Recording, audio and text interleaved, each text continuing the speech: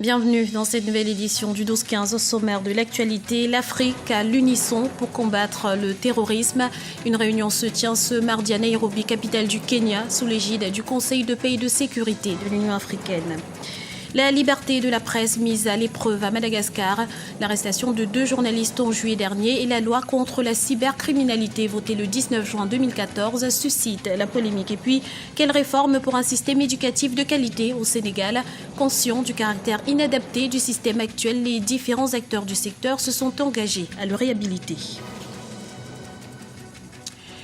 Poursuite du dialogue intermalien à Alger. Après s'être mis d'accord en juillet dernier sur une feuille de route, les autorités et les groupes armés du Nord doivent cette fois-ci entrer dans le vif du sujet.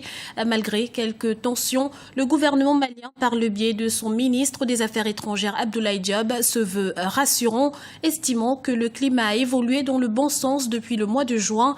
Les discussions sur le fond débuteront donc ce mardi et devraient porter sur le statut de l'Azawad. Notamment, on écoute à ce propos Lucien Pombo, notre éditorialiste. Il semblerait en effet, compte tenu des avancées des débats, que le statut de l'Azawad risque de poser problème. L'Azawad cherche une autodétermination alors que l'État malien ne veut pas en entendre parler et souhaite une unité territoriale entière du Mali.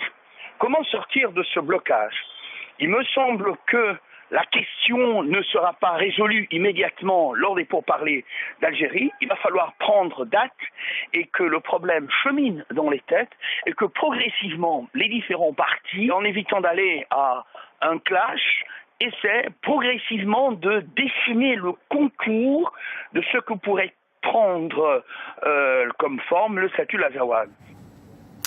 Mobilisation des forces africaines pour lutter contre le terrorisme.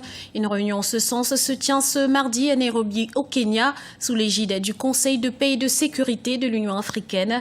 Objectif principal, réunir les ressources de l'ensemble des États du continent pour une réponse plus robuste et une lutte plus efficace contre les menaces. Ipra Hadindiaï. La lutte contre le terrorisme au cœur du sommet de Nairobi ce mardi 2 septembre. La mise en commun des ressources, des renseignements et des forces de l'ensemble des États africains est pour les observateurs le seul moyen pour combattre efficacement les groupes terroristes qui sévissent sur le continent. Pour relever ces défis sécuritaires, le Conseil de paix et de sécurité de l'Union africaine tient ce mardi à Nairobi une réunion aux enjeux sécuritaires multiples. Le sommet de Nairobi sera une étape pour le renforcement de nos efforts pour traiter les menaces de sécurité et le terrorisme en Afrique. Une nécessité déjà soulignée lors des précédents sommets au cours desquels la question a été abordée, que ce soit lors du sommet Afrique-Paris en décembre 2013, lors du sommet de l'Union africaine à Malabo en juin dernier ou encore lors de la réunion Afrique-États-Unis à Washington au début du mois d'août 2014. À Nairobi aussi, il est question d'unir les forces pour combattre le terrorisme. Le fait de l'idée de regrouper les forces donc et travailler sur un échange d'informations, il n'y en a jamais assez, on n'en fait jamais assez. Et l'idée donc de regrouper une force déjà africaine pour faire face au terrorisme, ce serait l'idéal, mais ça je ne rêve pas beaucoup. Mais l'idée en tout cas de faire un échange d'informations, une coopération beaucoup plus élaborée pour faire face à la menace terroriste, comme d'ailleurs le font pas mal et de plus en plus les pays d'Israël face à AQMI. Et donc l'idée qu'on ait une force donc d'Afrique de l'Est et probablement d'Afrique centrale demain pour faire à une menace est la seule solution. Tant qu'on n'aura pas mutualisé les différents moyens des États, il sera difficile de faire face. Et là, la réunion de Nairobi, évidemment, va dans ce sens-là.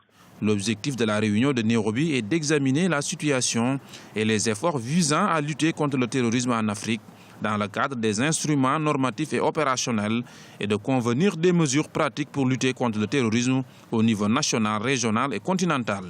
Plusieurs chefs d'État ont fait le déplacement à Nairobi. Dans le reste de l'actualité, le FPI ciblé par une attaque. Un groupe d'une vingtaine de personnes a pris d'assaut ce lundi à Abidjan le siège du parti de l'ancien président ivoirien Laurent Gbagbo. Plusieurs membres de la formation ont été molestés et la réaction du gouvernement ne s'est pas faite attendre. Dans un communiqué, Ahmed Bakayoko, ministre ivoirien de l'Intérieur, a condamné cette attaque et annoncé l'ouverture d'une enquête par les services de sécurité. Règlement de compte interne ou acte de vandalisme commandité par les adversaires politiques. Pour l'heure, les raisons de cet acte n'ont pas encore été déterminées. Un vent de censure soufflerait-il sur la Grande Île? Depuis quelques semaines, le bras de fer entre les autorités malgaches et les journalistes est au cœur des débats. On cause une succession d'affaires qui menacent la liberté de la presse à Madagascar. Explication avec Guillaume Durand. La liberté de la presse serait-elle en danger à Madagascar? C'est en tout cas ce qu'affirment de nombreux journalistes qui se disent victimes d'intimidations constantes, de harcèlement et de menaces par les forces de sécurité. En juillet dernier, par exemple, plusieurs journalistes de Madagascar Matin ont été conduits à un poste de police locale pour diffamation, suite à la publication de l'histoire qui impliquait 3 ministres du gouvernement dans une affaire d'exploitation forestière illégale. On nous a convoqués à la brigade de recherche criminelle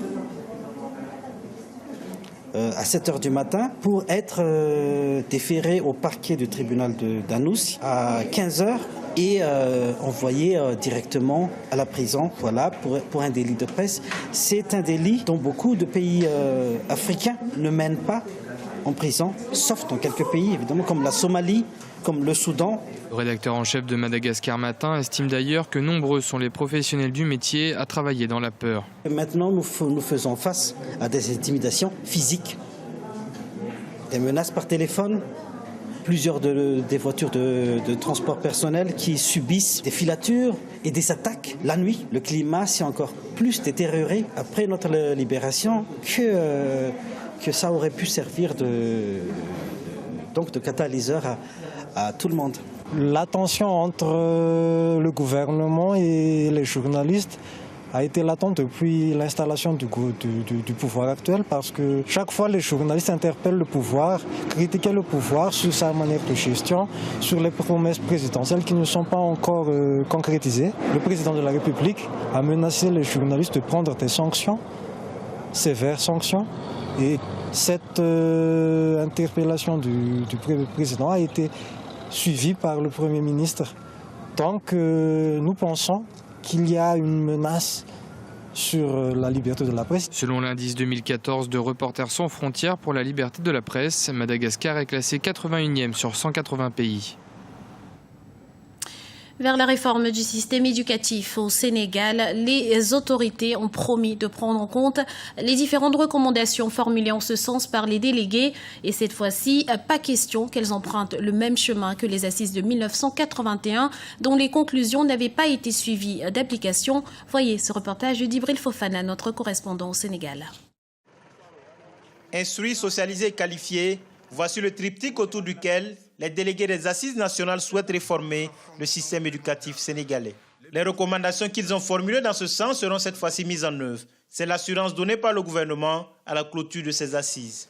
Si l'école sénégalaise est plongée dans une certaine léthargie depuis des années, c'est parce que les mesures préconisées jusque-là n'ont pas toujours fait l'objet d'un suivi et d'une application rigoureuse.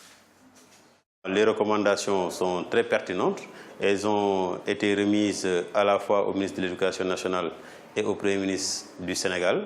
Dès lors, la balle est dans leur camp pour aller dans le sens donc, de la mise en application de ces conclusions. Et au-delà de ça, il est important qu'ensemble, on mette en place un comité de suivi des recommandations des assises.